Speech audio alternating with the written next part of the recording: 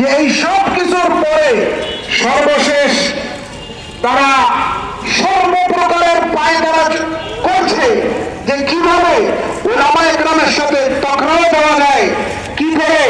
এই দেশের